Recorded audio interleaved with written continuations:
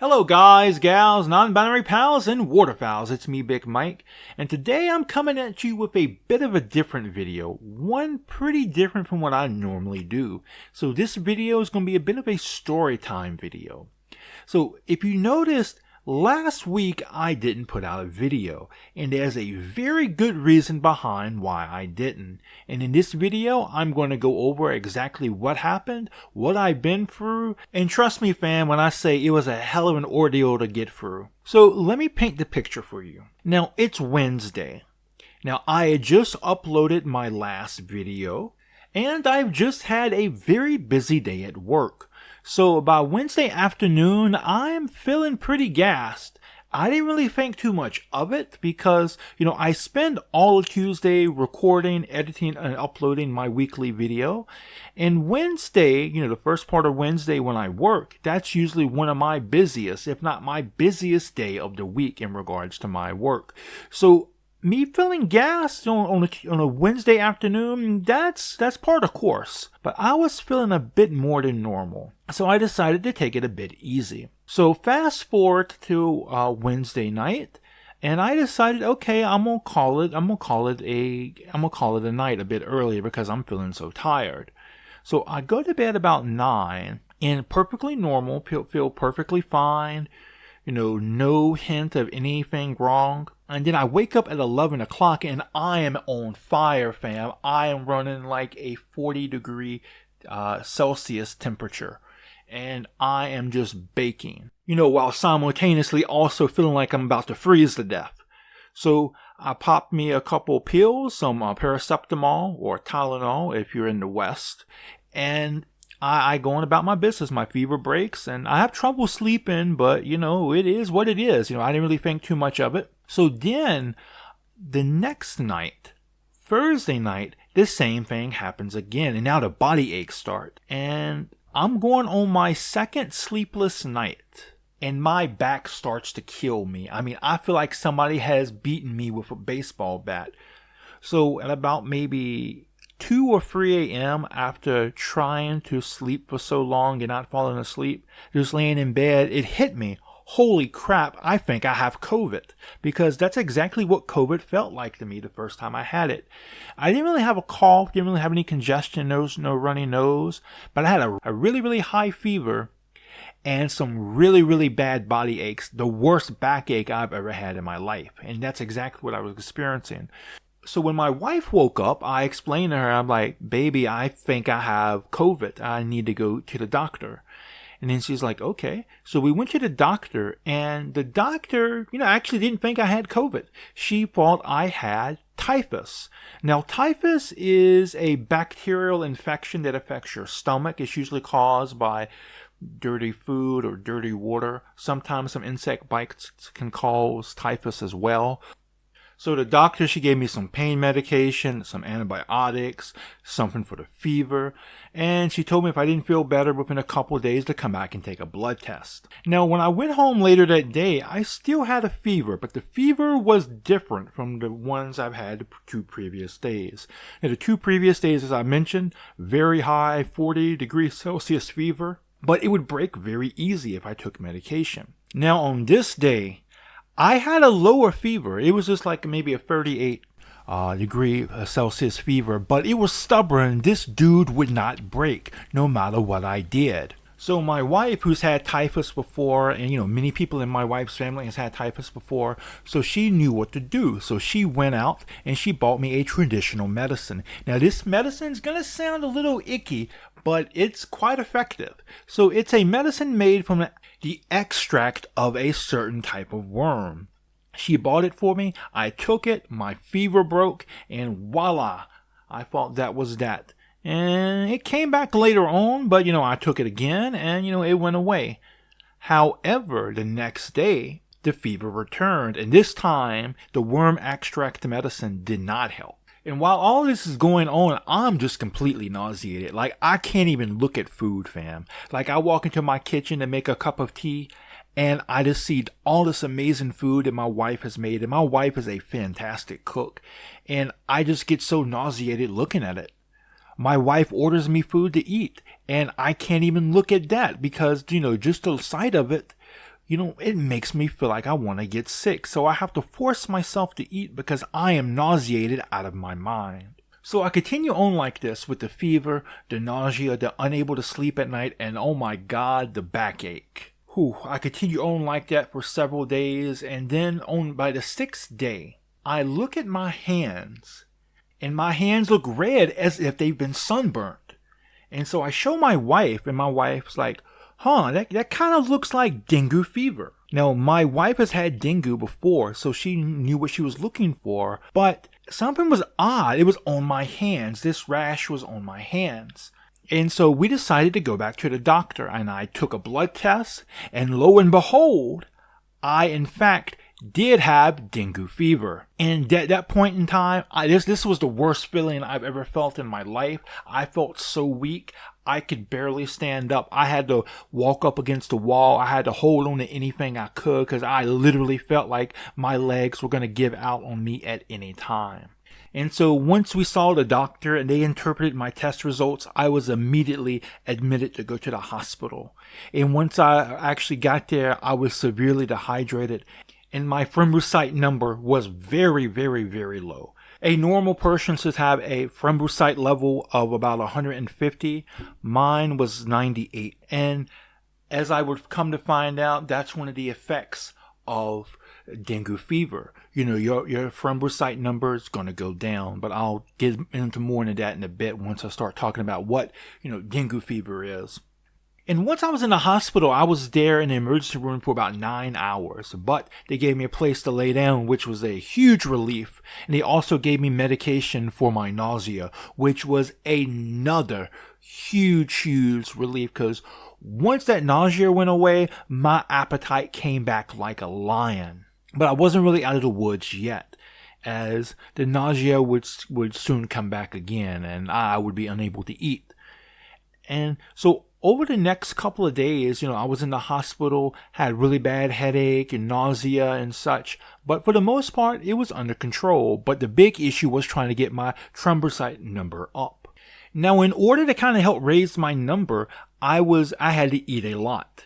And it was easier said than done on some days because of all of the nausea. Some days I could eat a horse with no problem. On other days, something the size of a couple of ants was a huge problem for me to try to eat just because I was so nauseated. But my brother-in-law and also a good friend of mine brought me some traditional medicine used for this situation. And it's a medicine, it's a drink, it's made from red rice. And it's a bit bitter. It kind of tastes like the water from ramen, but it's really good at raising your thrombocyte levels. That mixed with syrup made from dates, it's mixed into a drink, and you drink it and it raises your numbers up high, very fast, much faster than normal. And so, my wife made that drink for me several times a day to help my numbers to raise, and my numbers raised like a rocket because of that. So I was able to return home, much sooner than I would have been otherwise. And now I'm pretty much back to normal. I'm still trying to get my strength back, but it's going to take some time. So now that I mentioned my ordeal, I just want to talk a bit about what dengue fever is and how I actually got it. Now, if you're familiar with malaria, dengue fever is very similar to malaria in how it acts. Now, it's spread by mosquitoes, and in particular, this one right here, Aedes aegypti. And if you notice, it kind of has black and white stripes on it like a zebra. And that's how you can kind of tell it apart from other mosquitoes. It's not contagious. You can't catch it from somebody who has it. You can only catch it from being bit by one of these mosquitoes. And that's what happened to me. So I was out a couple of days before I got sick. I was filming a new episode of Big Mike's Life. One in which I was doing a walk through the neighborhood in which I live in the evening time. And I was really focusing on the plants. And I got close to a group of lemongrass plants. And that's when I got bit. And that's the interesting thing here. Since I've lived here in Indonesia for close to 11 years now, and I'm from North Carolina as well, where mosquitoes are a really big problem during the summer, I've been bit by hundreds, if not hundreds of thousands of mosquitoes, and I can't recall not a single time I was bitten. I mean, not a single exact time. Like you said, Michael, when were you bit last week? I couldn't tell you. But this particular time, I can tell you exactly where it happened, when it happened, and on what part of my body it happened. Which was odd, but apparently is something that many people who have dengue, did something they can do. And so it felt odd when it bit me because, I it's almost like I didn't feel anything at all, but, I started itching all of a sudden. But, I shortly went on about my day, like nothing had happened until I got sick a few days later. Now, the symptoms of dengue fever include a sudden high fever, which I definitely had, severe headaches. That was something I had to deal with as well. And pain behind the eyes. I did have that too, but I didn't have that until I went to the hospital. And joint and muscle pain. And that was something I dealt with as well. And this was what's really crazy. I had stupid parts of my body. Parts of my body that didn't even make sense. Hurting. Like the pointer finger on my right hand, which I never have any issues with, was hurting me quite badly. The space in between my left big toe and the toe beside that one was hurting. It didn't make any sense. And the nausea. Oh my God, the nausea. I mentioned that previously. And vomiting is another thing you have to deal with. I personally am fortunate I only vomited once, and that was when I went to get my blood test. And I'm very thankful I was able to make it through that blood test without vomiting. But shortly after that, there it went, fam.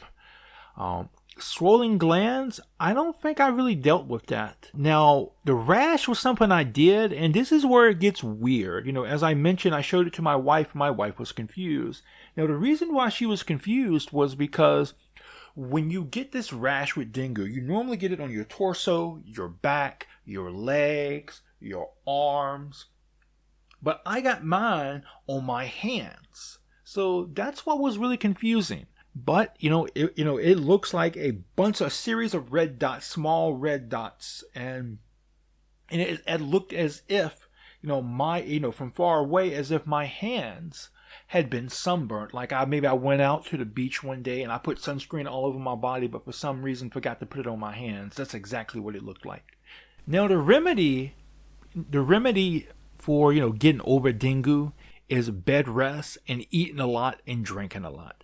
Now, all those things sound very simple on paper, but I assure you, once you have dengue fever, it's not that simple. Especially the eating part. I'm a big guy, I really love to eat. You can probably look at my pictures and tell, I really love snacking. But, this wasn't the case. It was very hard for me to eat. And so, some days, again, like I said earlier, was easier than others. And drinking was a really big part, of it as well. I had to have an IV to help me to stay hydrated and such. But thankfully, I actually, I was able to eat a lot, drink a lot, and actually, surprisingly, I was able to get a lot of rest in the hospital. I was hospitalized in the United States, before, and, I didn't get a lot of rest. I've had family members to be hospitalized in the United States, and, they don't get a lot of rest either.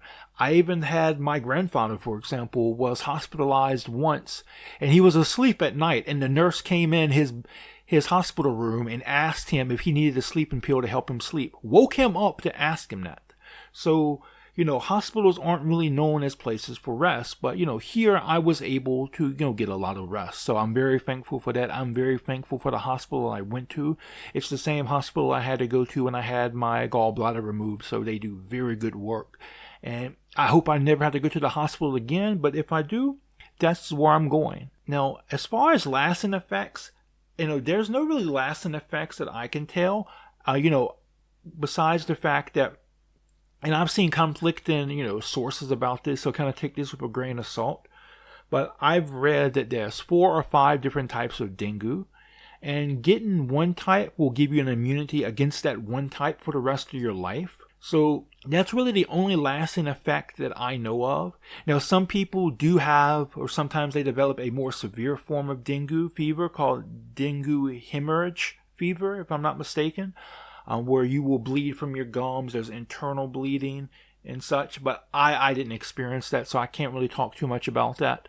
But I'm just very thankful just to be alive. When I was released from the hospital on Saturday, it felt so good just to step out of that hospital. And it's really hard for me to talk about, but I just have this general sense of, you know what? Damn, it feels so good just to be alive. And, it doesn't sound as scary when you look at the statistics, but, people do die from this. My neighbor, her grandchild died a couple of months ago from dengue fever. And now most of the people who die from this, they die because it goes untreated, unrecognized. They don't go out and get help, when they get their fever. And that can be very dangerous. So I was very fortunate in that regards. I was very fortunate to have people around me who knew what dengue was, who knew the signs, and who could help me out. So especially my wife, who's been through this before, my brother-in-law, who was really, really great in helping my wife and also helping me get that traditional medicine. Also, a really good friend of mine brought me traditional medicine, and also my sister-in-law for helping, to look after my daughter while I was in the hospital. So without all of those, and actually all of you fam, all of you who reached out for me, checking on me, giving me your well wishes, sending me your memes and stuff, I really appreciate all of it as well too, fam. Thank you so much. And I think with that, I'm going to call the video here. In my next video, I'm going to be back to normal, and we are going to be, talking about Sage, fam. Because as of the release of this video, Sage is less than a month away, maybe about just 3 or 3.5 weeks away, fam. So, yep, we are getting stoked. We're getting stoked for that, fam. So, thank you all for watching this video. I know it's very different than what I normally do. It's unscripted and it's a bit rough around the edges because I didn't really have time to really write a script this week because I was in the hospital. So please forgive me for that. But thank you so much for watching. Please like this video if you like it. Dislike it if you dislike it. And until next time, fam, remember, just be yourself and you'll be awesome. Peace out.